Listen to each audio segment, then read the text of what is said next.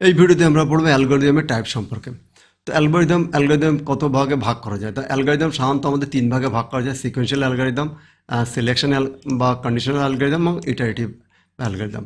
তো আমাদের এখানে সিকোয়েন্সিয়াল অ্যালগরিদম কাকে বলে? সিকোয়েন্সিয়াল মানে কি আমরা বলছি পরপর বিনা শর্ত সাপেক্ষে, কোনো শর্ত নেই, সে পরপর কাজ করছে, তখন তাকে বলা হচ্ছে সিকোয়েন্সিয়াল অ্যালগরিদম। মনে করো কোনো একটা সংখ্যা আমি দুটো বা তিনটে সংখ্যার যোগফল বের করতে চাই বা যোগ করে তার গড় বের করতে চাই।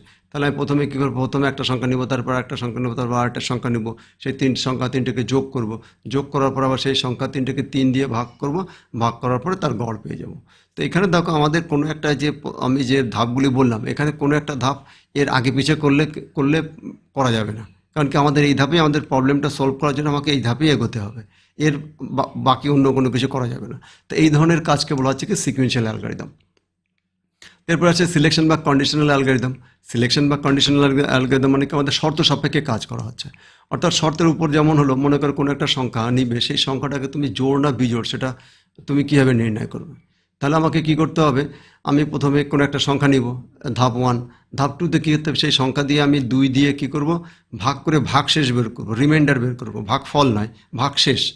কিন্তু তো ভাগশেষ বের করব, যদি ভাগশেষ বের করলাম, তাহলে ভাগশেষ বের করার পরে কী আসতে পারে? দুটো অপশন আসতে পারে, হয় 0 হতে পারে, নাহলে কোনো সংখ্যা হতে পারে। তাহলে আমি এখানে যদি বলবো যদি 0 হয়, যদি ভাগশেষ যদি 0 হয় তাহলে বলবো জোড়, তা না হলে যদি কোনো সংখ্যা আসে তাহলে বলবো বিজোড়। কিন্তু এখানে দুটো কন্ডিশন আসছে, আমি বলবো যে কোনো একটাই বলবো, আমাকে আমি হয় জোড় বলবো নাহলে বিজোড় বলবো। কিন্তু আমাদের কন্ডিশন কি আসছে? কন্ডিশন দুটো আসছে, দুটোর মধ্যে আমি কোনটাকে নিব?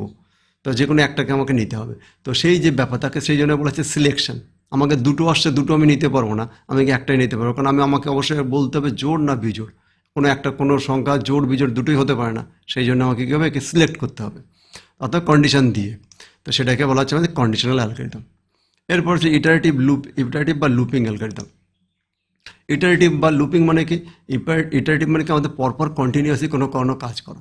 যেমন আমি যদি বলি যে 1 থেকে 100 অবধি তোমরা লেখো, তাহলে তোমরা সাধারণত 1 2 3 4 5 6 করে লিখবে।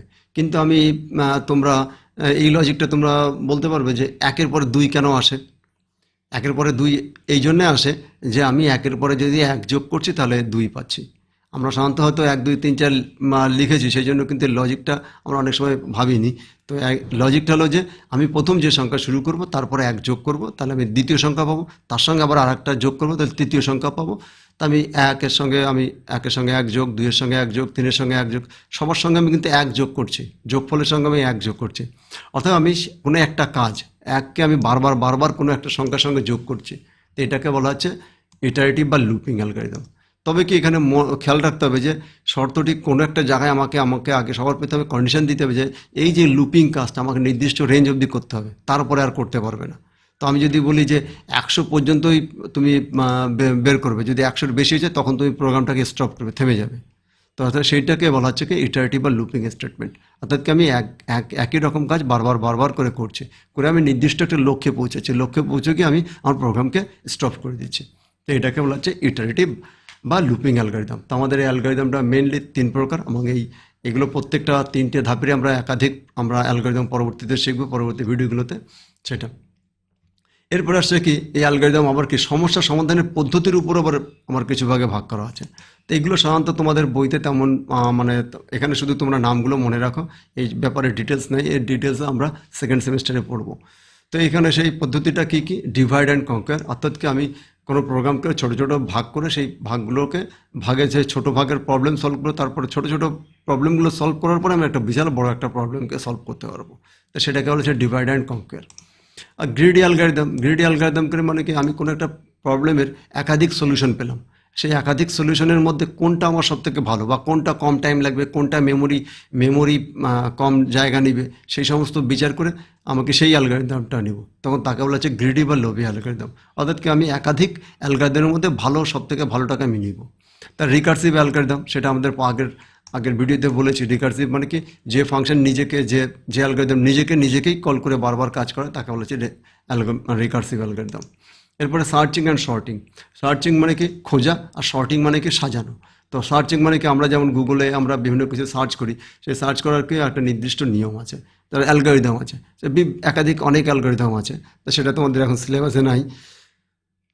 এখানে তোমাদের দুটো সার্চের নাম দেওয়া আছে, বাইনারি সার্চ এবং লিনিয়ার সার্চ এবং বাইনারি সার্চ সেই সম্পর্কে। এবং শর্টিং কি আছে, বাবুল শর্ট এবং সিলেকশন শর্ট দুটো নাম আছে। তা বাদেও আরও এখানে আরও অনেক শর্টিং এবং সার্চিংয়ের তোমার অ্যালগরিদম আছে, তবে সেইগুলো আমরা পরবর্তীতে পড়ব।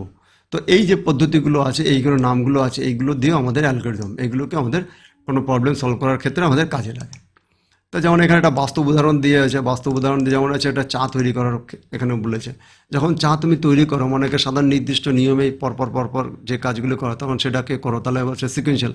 যেমন অর্থাৎ তুমি একটা বাটি নিলা, জল নিলা, চা পাতা নিলা, চিনি নিলা, দুধ নিলা, তারপরে তুমি সেটাকে গরম করে চা তৈরি করে নিলা, ছেঁকে নিলে এটা চা তৈরি হলো, এটা সিকুয়েন্সিয়াল।